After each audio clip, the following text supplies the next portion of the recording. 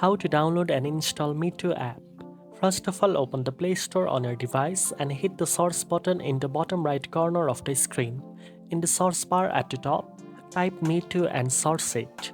Once it appears in the search result, tap on the app developed by Meitu Limited to open its page, where you can see detailed information, screenshot and reviews. Next, tap the install button to start downloading the app. The download process may take a few moments depending on your internet connection, so be patient while it completes. After the download finishes, the installation will begin automatically. Wait until the process is done and then tap Open to launch the app for the first time. When Meitu opens, you might be prompted to grant certain permission, such as access to your camera, photos, and storage. Now you know how to download and install Meitu app. If you found this video helpful, don't forget to like, share and subscribe for more editing tips. Thanks for watching and I'll see you in the next one.